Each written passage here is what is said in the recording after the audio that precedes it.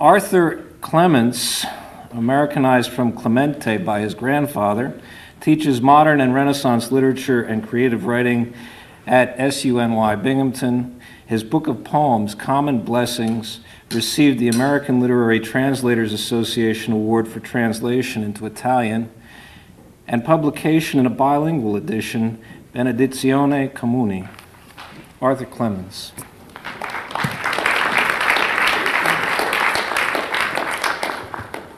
Thank you.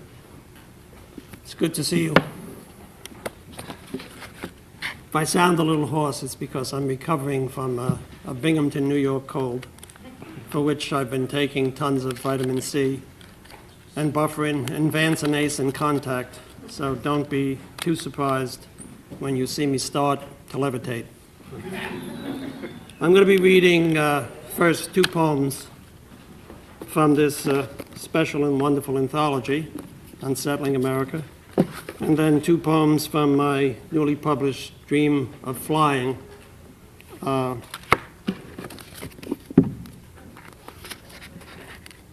First poem is called Why I Don't Speak Italian. God knows, teaching the Renaissance, I could use it. Every Sunday and national holiday during World War II, my Italian grandfather raised the American flag up the pole planted in our front yard. My Aunt Clara told childhood stories about being called Dago and Guinea, hurt by friends' juvenile jokes. When Italian tires become flat, they go wop, wop, wop, wop. Once, when I was 4, to console my swarthy aunt, I told her she was almost as beautiful as a blonde. In wartime movies, my buddies and I saw white-skinned Germans stand firm and doomed, while a tan Italian surrendered in the Sahara to Bogart, sang Aida, and fixed the stalled American tank. The teenage girls who flourished on Bay Ridge Avenue, passing by our whistles and wisecracks, giggled and flashed back in English only. To visit Rome, Venice, and Florence, where I could identify Da Vinci's drawings by their left-handed strokes, I bought a recorded language course. The first disc was cracked, skipped, and repeated. Oh, I know enough when teaching sonnets to explain why Teutonic English is rhyme poor compared to vowel-rich, mellifluous Italian. I even recite Dante's Ulysses. Considerate la vostra semenza, fatti non fosta aviva con brute, ma per seguire virtute e conoscenza. Too old to gape on corners anymore. At times, when I see a stunning, fair-skinned, and magnificent blonde, I also know how my dark, civilized Roman ancestors felt when they crossed the Rhine and gazed, speechless, upon the giant, golden-haloed barbarians.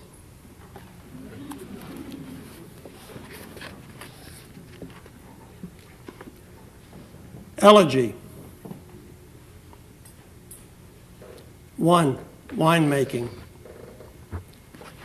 Eyes shining like wetted sapphires, my sanguine grandfather peeled out against the night. Let there be light, let there be more light. Quoting poets and madmen, he went down to turn with friends the winding press, expressing grape's blood, carmine, heady, fragrant juice in great wooden barrels, and touched singing glasses to toast the first bottle in their Redmond's freedom, friendship, charity, salute. 2. In the garden. He journeyed past Liberty and the island to a dark wine cellar in this new world, journeyed to light overwhelming hills and fields, a fertile land more bright than halos, where he moved amid the blaze of noon, through cloisters of vine trellises, rows of tomato plants, viburnum shrubs, gnarled apple trees, smooth silver trees of figs fleshed purple scarlet, figs swelling among susurrant leaves, he moved, blessing with fruitful gifts. In the garden green, I followed. 3. Lambent Sundays. Wine glass at hand, ear turned toward radio, listening to his native opera, ruddy face lifted in the hymn of eating wine-dipped bread, peaches from his trees floating in the ruby glass, face intent in the labor of cutting, gold cane swinging, spats white under striped pants, taking us to the far cemetery to honor our dead. On lambent Sundays, he dealt the cards, so I won. 4. Last day. Gentle man, groaning from the dying bed, rose on your last day out of our room, not to disturb my dreams. Went gently down to that dark wine cellar, let the bright sun wake to realms of light. In this body and blood, dark fire wine still flows. I followed, seeing face to face, found you fallen on that last day. Not to disturb my dreams you rose, and trying to rise again, your shining eyes closed. From Dream of Flying, chapbook. The first poem has its title for its first line. A beautiful woman walks naked in the field and woods behind my old house. She appears to me as a deer with large, clear, dark eyes that enable me to see into the beginning of the universe. When I open the sliding glass doors, she is not shy, lifts a head, sniffing the air, comes closer when I offer her an apple. The next day she returns as the chipmunk on the edge of the deck, watching me, calling on mystery. She runs to the glass and I put out my hand to her, sprouting with sunflower seeds. A female cardinal flies to the feeder. The leaves of an aspen tree wave, a limb broken by the weight of last year's early snow. At night, a raccoon scratches on the screen, stands like a human on her hind legs, revealing her teats. If I let her, she would come in. Pythagoras was astonished to see everything has intelligence. Blake believed everything that lives is holy, and I know the woman wants me to pass beyond the glass, to come naked into the light, to embrace the sumac branch, to lie down beside her under the wild, high grass.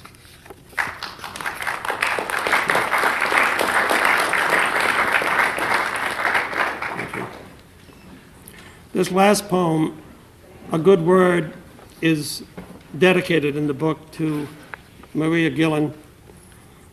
I think it's appropriate that I rededicate it to her again here. A good word for Maria Gillen. My Aunt Clara always offered a good word and made a kind gesture, a smile, a pat on the shoulder, a squeeze of the hand, a kiss on the forehead. He's a good boy, mischievous but good, a real boy. Here, have a glass of milk and a piece of crumb cake. The love you take is equal to the good words you make. Make a good word. 2. In the beginning was the good word. In the first chapter of the first book of the book of good words, God, one more letter makes good. The Logos, the Word, the good word, with a good word, with one more letter, creates the world every day and pronounces it good. And on the last day, surveys the whole creation and says it's very good, making a very good word world. 3. Now we begin to hear the mystery of dying everywhere. See, we are all hurting, all filled with fear and trembling, the sickness unto death, all dying slowly and quickly, and afraid of being hurt and hurting still more, terribly afraid, terrified, and in need of a good word, a kind gesture, a clasping of hands, a smile, a look of approval, a big hug held for a moment, and then another moment longer, a kiss on the cheek, a kiss on the lips, with a good word, hello, buongiorno, how are you?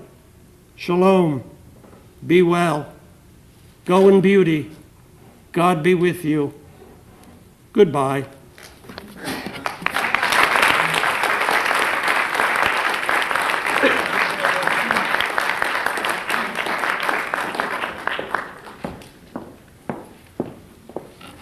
My name is Candace Pryor, and I'm going to introduce Jose Villongo. Jose Angel Villongo Sr. was born in New York and is of Puerto Rican descent. He is a photographer and a poet. His poetry has appeared in Timas, Footwork, and the Mill Street Forward. He is also the editor of the Spanish literary magazine Horizontes. Jose Villongo.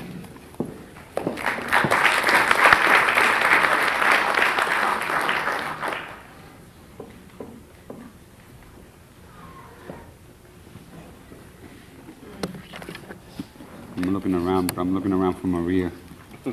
She's usually my focal point. I'm going to read this poem. It's in Unsettling America, and it came out of a poem that Maria Gillen wrote. It was, her poem was called School Number 18. When I read her poem, it reminded me of some things I went through while I was going through school, and the poem is called "In the Good Old USA." Here in the good old USA, where being Puerto Rican is taboo, where the language passed on by generation is a curse, where our culture is a prison term given for life, where I am a prisoner with no right to my own identity, I wonder how America welcomes us all. In 1974, I was 17, living in Patterson. I met my first white girlfriend. Her father cursed me for being Puerto Rican. He said, "He is a nigger, and I will lock him up if you continue to see him." She was not as brave as the love we thought we had. This was my first lesson in Racism 101. During my first 2 years of college, one of my teachers said, "You won't make it here. You're just another spick who will amount to nothing." Other teachers did not say it, but I could hear the words anyway. "You cannot be educated. Why stay in school? Niggas like you will never learn their place." So I tried to change my accent, to hide my Puerto Rican culture, and change my name from Jose to Joseph. I even straightened my hair with classic curls so that I could be accepted by white America. It did not matter. I was still a young brown boy with nappy hair. I could not hide my Puerto Rican heritage, passed on to me by generations. This was my second lesson in being educated in white America. Today I am no longer ashamed. I am proud of being Afro-Puerto Rican. I am proud of my heritage, my language, my Brillo hair, and my name.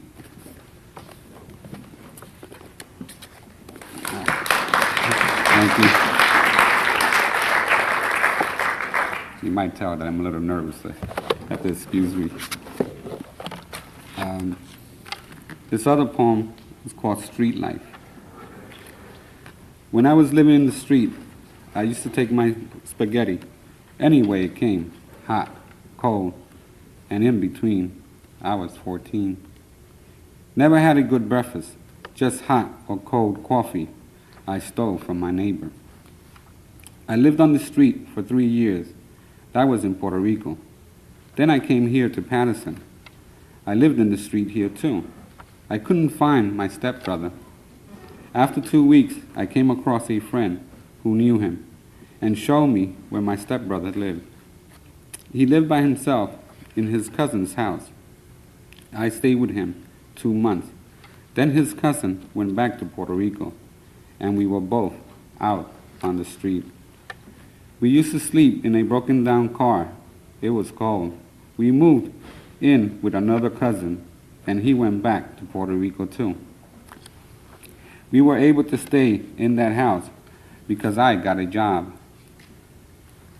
I got somebody to make me a birth certificate saying that I was 18. I was really 17. He was a homosexual who wanted a favor. I didn't do it. I told him I would meet him at his house, but I never did.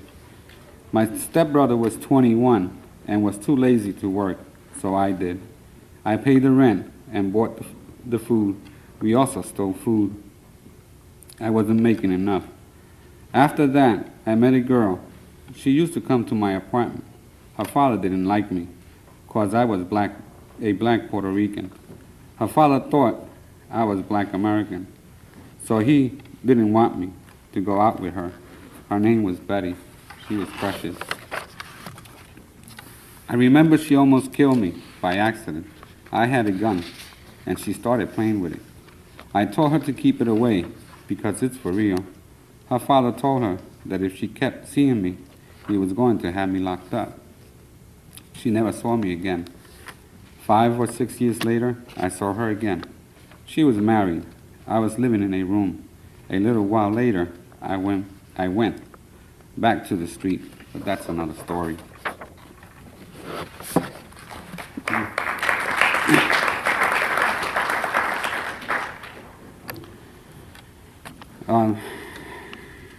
The next poem, when I was at Montclair, the Weekend College Student Association is composed mainly of Latino students, and one of the members, each year we used to do a carnival, and during that carnival we used to bring in groups from different countries in celebration of our heritage. So they asked, I was in my home, so they asked me that within 5 minutes to write a poem. I said, okay, 5 minutes, I don't know if I can do that, but I'll try. So this is what I came up with. Who will remember me when the road brings me new frontiers, roads not explored by my conciliant tongue? Who will remember me? I, who speak with a different dialect. Who will say that my paisano is North American? Who will remember me when I am with new people that come from other worlds, which we have conquered? Who will remember me as I struggle to learn the many cultures of my brothers? Who can say that this Latino in the night will remember the beehive laboring, united to make the perfect honey, united, erasing all differences for the benefit of our culture? Who will remember the Congress of Latinos at the altar of dreams and ambitions? Who will remember me and will say, I am part of a people who created nations? Who will remember that like ants creating mountains, we see dreams becoming reality? Who will remember where I come from, if from the South, Caribbean, or Central America? What Latino cares if his or her culture is emancipating itself in a strange world? Who will remember the voices in the assembly, parliamenting our language? Who will remember those Latinos who dance to the rhythm of Anglo-Saxon music, who are invisible in a world that does not understand what it is to be a Latino American? My voice body, and spirit, united until death. I embrace our Hispanic American culture, fertilizing the earth that buries us, planting seeds in the earth for others to enjoy, who will remember that our Latino hearts burn like the sun in summer, like the seasons we interchange, new horizons with the passions of the seven wings, who will remember the Latino this night of carnival. Who will remember? Okay. I'm just going to read one last one. And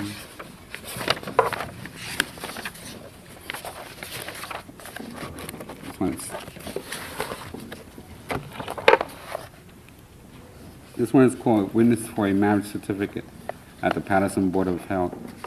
My nephew, who now is 23, in 91, he asked me to become his best man. And so he said, I need you to come to the Board of Health because I need you to sign a marriage certificate. And this is what happened. We went into the office, my nephew, his bride-to-be, and me. An old lady walked into the office with us. She wore an angry face. We gathered around a huge oak table. The lady asked me if I was getting married. I said, no, I'm already married.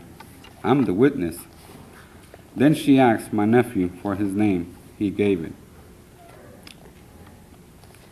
Are you white? She asked. My nephew said, white? No, I'm Puerto Rican. The lady insisted. She said, well, I know, but Hispanics consider themselves white.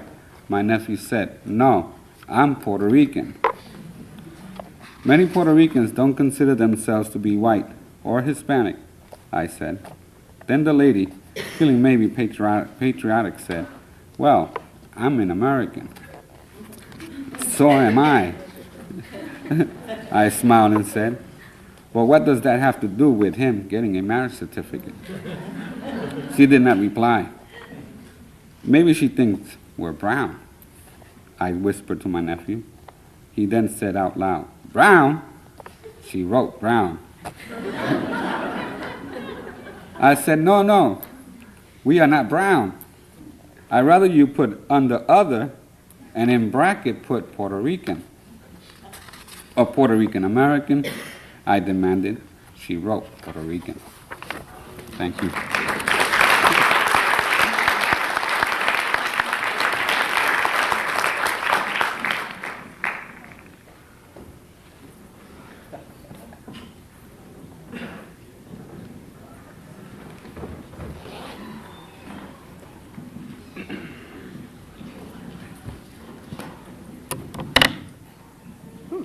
I'm introducing Robert Viscusi, who Maria Galan, since we all know her, calls an electrifying voice in American fiction. He's recently published an oration upon the most recent death of Christopher Columbus, and critic Fred Godorfe calls this an Italian-American howl. I just love that, so I had to say that.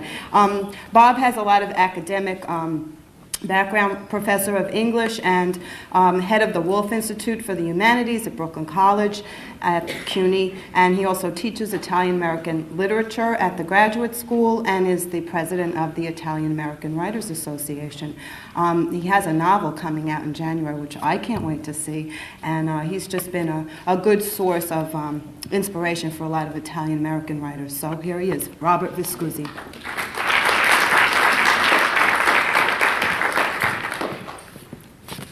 I'm going to read two things. One is a short poem that appears in the anthology that's called Autobiography. And I first wrote this poem to read right here in this college 3 years ago.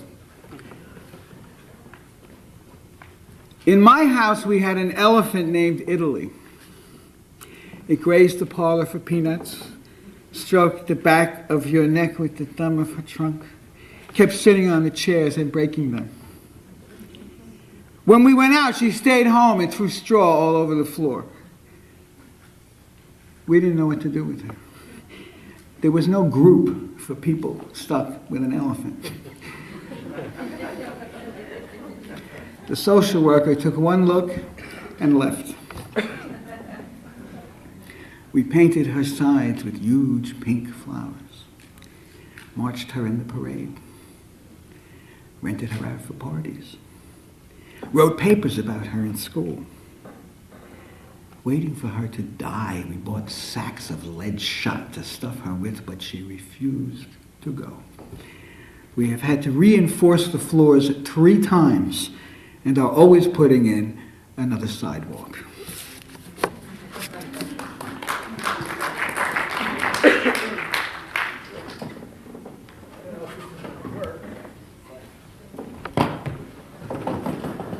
I don't know if this is going to work. We don't want to knock over the water here. Okay, we'll try it. Is it on? Okay, good. Now, the other thing that I'm going to read is a part of, can you hear me? Is it all right? Not loud enough? How's that? Part of an oration upon the most recent death of Christopher Columbus. Now, as you can tell by seeing this apparatus here, the poem uses music. I don't know if we can really do all of this, but I'll try. I'm not going to do much of the music, only a little. I'm going to read a little bit of the beginning of it, and if I have time, a little bit of the end. I found Christopher Columbus hiding in the ashtray. This was written for the quincentenary. What are you doing there, if you please? No one smokes, he said. Leave me alone. We used to wear a St. Christopher medal, you remember that? It was for driving in the car. Then they said, there is no St. Christopher, get rid of the medals. And we had to fly in airplanes without the protection of this non-existent saint. Plenty of people were scared of flying without St. Christopher. And yet they fly. Now we come to the first song. Now there are some people in the audience who know this song, and I expect them to sing along, and then there's a little bit of a reprise, and then you can all sing along. Can you hear that? We will learn to get along without Columbus, whom we used to love so well. There's McDonald's in Columbus, but Cologne has gone to hell. There's an awful smell where he must dwell. We will live without Columbus, whom we used to love so well. Now you all sing, we repeat that line. We will live without Columbus, whom we used to love so well.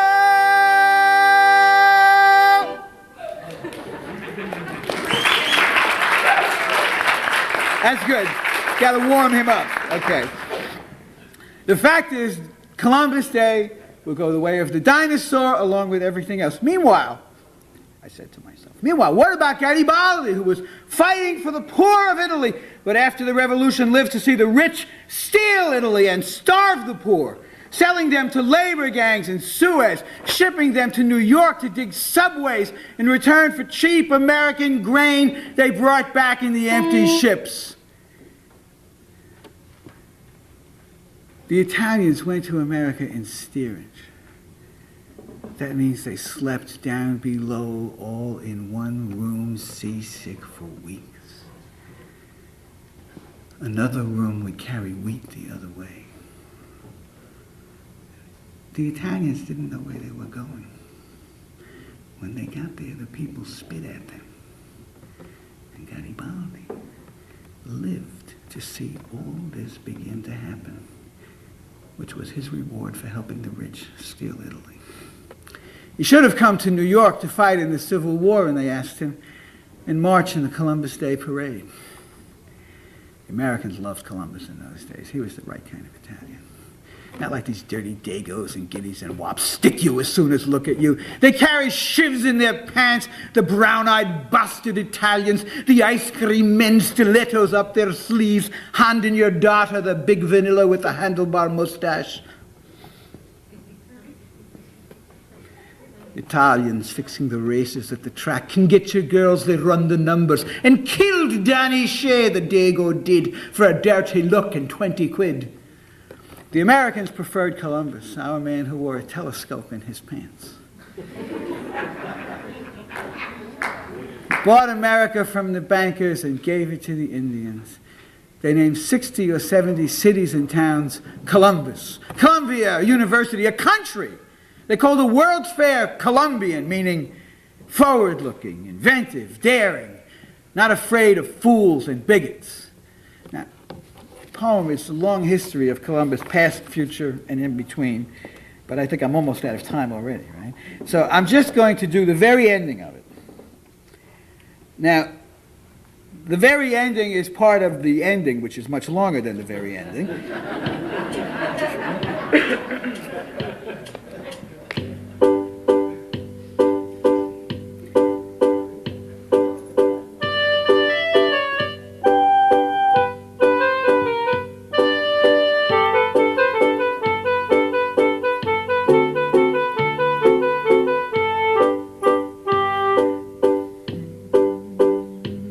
Columbus, a tiger, a priest, and a flea all went to sea in a spoon to learn if the world might be something to see, even half so rotund as the moon.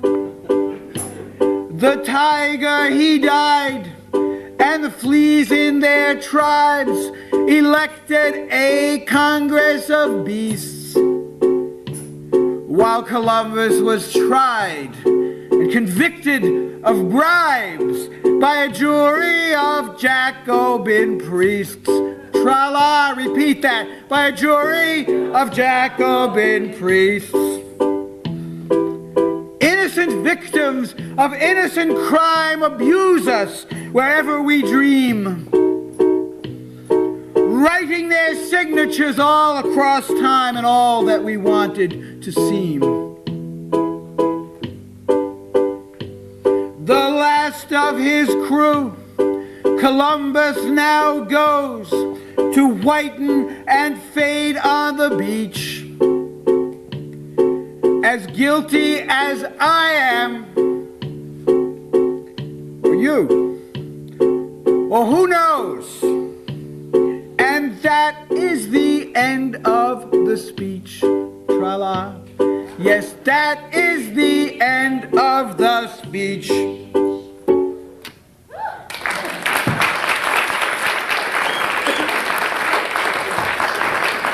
It's really a kind of a long piece. Come and hear it sometime.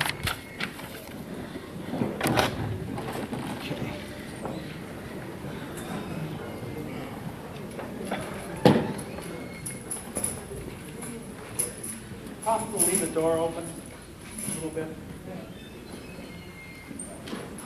We leave the door open to get some air in here. Marilyn Moore? Right here. Oh, good.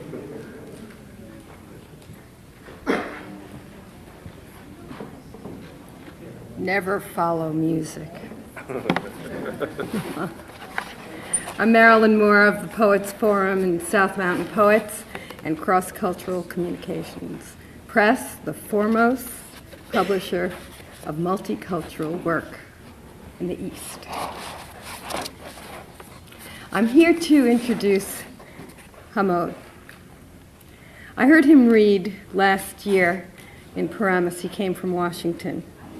Hamoud is a professor of English at Howard University and the author of 7 books, the last of which I will read an excerpt from, Dying with the Wrong Name.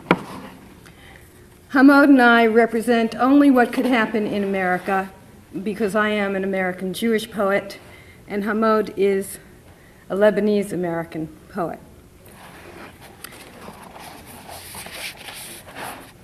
I read from a segment of a poem called Moving, and it represents for me what is happening here, our being together, all our cultures. Hamoud captures this very well when he sees us as the inheritors of what happened to us at Ellis Island and how we come together again. Yusuf, the funny-sounding repetition of a foreign name, but you must understand, each Lebanese, as well as the others, lost their names at Ellis Island, ending up with names the same at first and last. Yusuf, the former owner of the Liberty Bakery in Walsenburg, Colorado. Hamoud.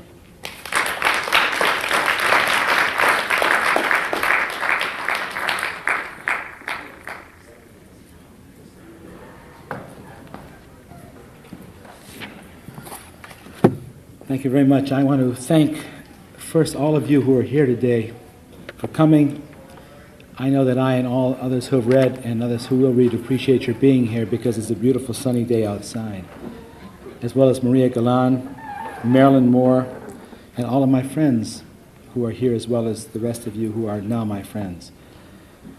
When I drove in today, I passed the King of Shish Kebab on Main Street, and I should have brought that Arab band that was playing out in the street with me so as to deal with this Italian imposter over here. It's Christopher Columbus. But I enjoyed the music and the poetry very much. It was, and I agree with Marilyn, it's very hard to read after a performance like that. It's very good. So I'll give you a poem I wasn't going to read, but I'll read it. It's not in the book, but it fits some of those Christopher Columbus things that went on. It's called The Fight.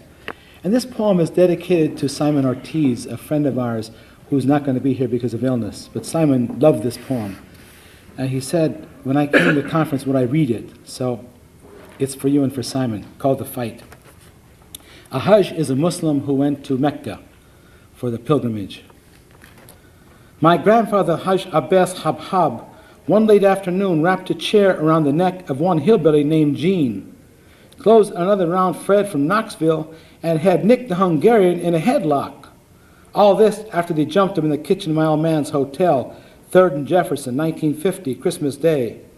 They were all drunk, except my grandfather, the Hajj Abbas, who never drank, but loved to shovel coal and to fight.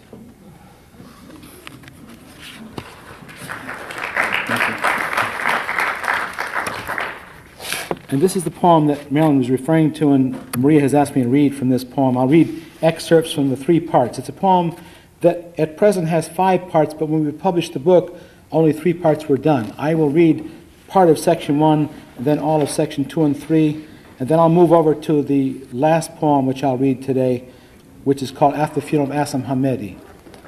So I stay within the 10-minute time limit. And this is dedicated to all those who lost their names when they came to America, dying with the wrong name. These men died with the wrong names. Naim Jazini from the beautiful valley of Jazin died his nephew Sam. Sain Hassan died without relatives because they could not cut away his last name at Ellis Island, no way to trace him even back to Lebanon. And Ibrahim had no other name than Mother Ibrahim. Even my own father lost his, went from Hussein Hamoud Subah to Sam Hamid. There's something lost in the blood, something lost down to the bone in these small changes. A man in a dark blue suit at Ellis Island says, with tiredness and authority, you only need 2 names in America. And suddenly, clearly as air, you've lost your name. At first, it's hardly noticeable. It's easier, you move about as an American. But looking back, the loss of your name cuts away some other part. Something unspeakable is lost. Section 2. Sain Hassan is still sitting in that old chair upholstered in brushed maroon wool. He sits with his back to the window at an angle. An old crystal lamp rests on the ornate mahogany table. Emma Brahim sits in the companion chair, crocheting, her legs full, veined and old, managing to walk a short Osman of no more than 4'8", maybe less. Obviously, before her first child, the cameo shape of her face was more delicate. And you know the smell of this room. This room is full of meat and fried onions, fresh garlic on the salad, tartness of lemon twists into the air, and an ease toward evening as you walk in. All the silence splits into hellos and hugs, while the small room comes together. Assalamu alaikum, ahla wa sahla, assalamu alaikum, and the world comes together in this small room. And 3, even now, it's hard for me to fully understand what this old couple meant to my father. His father died before he came in 1914. His mother's still in Lebanon, unseen for decades. My father is 39 or 40 now. I am 4 or 5. We are constantly carrying groceries to this old house. The old couple always says, no, no, no, but they take them. But only after we've had some fataya, coffee, eat some fruit, talk. I'm always impatient to go. Then we climb back into the car and go home. My father, a man I came to know as so secretive, yet so generous, a man alone. Now I know this is part of that other reality where his name, that language, Hussein, Sain Hassan, and Ibrahim, Assalamu alaikum, all of these sounds were part of his name. This was that other part of Lebanon, that other edge he carried with him, that home, that same good food or the rich smells, those same mountains he kept in his heart, that same sunrise at 4 a.m. It had to be in these moments, these things, all that was not lost, but they were alive and living in this room, in this house, in these people, in this language, in this moment.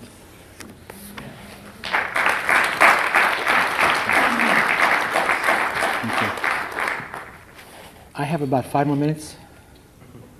Okay, I can do 2 poems.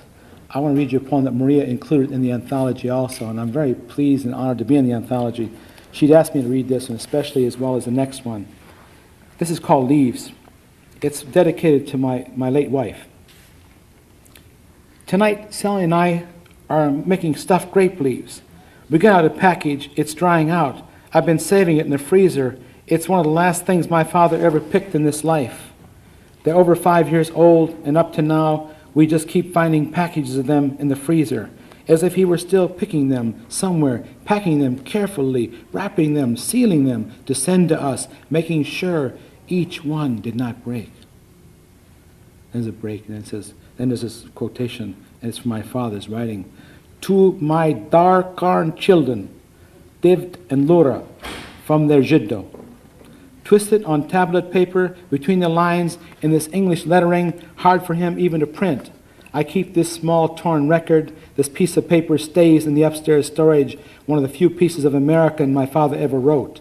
We find his Arabic letters all over the place. Even in the files we find letters to him in English. One I found once from Charles Atlas, telling him in 1932, of course, Mr. Hammond, you too can build your vessels like mine. And the last section. Last week my mother told me when I was asking why I became a poet. And she said, but don't you remember? Your father made up poems. Don't you remember? He was singing in the car all the time. Those were poems. Even now at night, I sometimes get out the Arabic grammar book, though it seems so very late.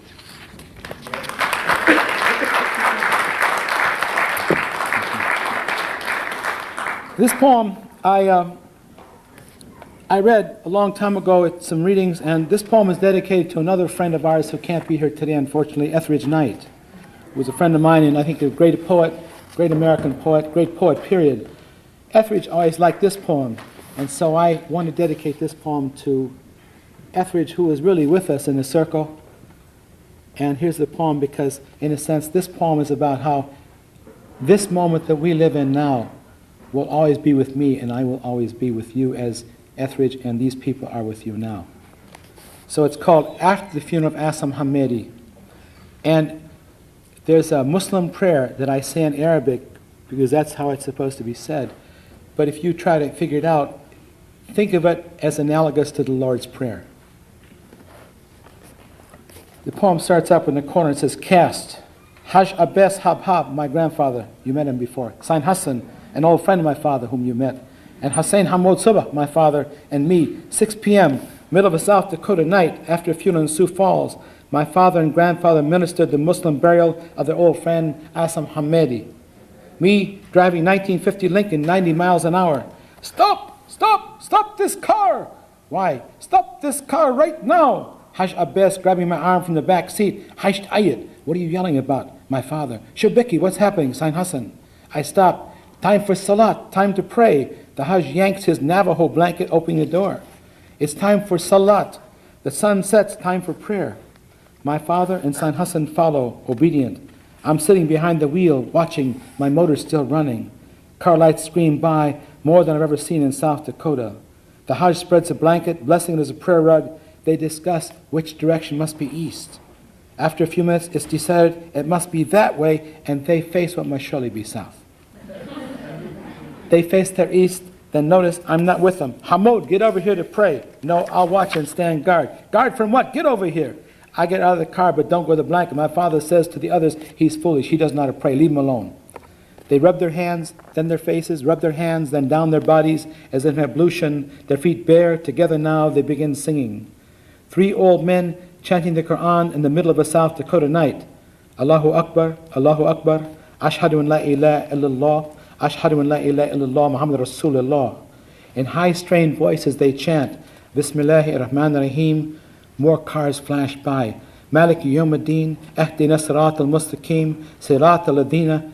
I'm embarrassed to be with them. And Amta Alayhim, Ghayra Maghdubi Alayhim. People stream by. An old white woman strains a gawk at them. Wuladhaleen. Bismillahi. I'm standing guard now. Ar-Rahman Rahim. Kul huwahu lahu ahad. They're chanting with more vigor now against the cars, washing away in a dry state Hamedi's death. He floats from their mouths. The prayers float from their mouths. He floats from their mouths wrapped in white. Allahu Samad, Lam Yalad wa Lam Yulad, striped across his chest with green, wa Lam Yakuna Kufan Ahad Wuladhaleen. His head in white, his gray mustache still. Ameen. I hear them still singing as I travel halfway across America to another job burying my dead.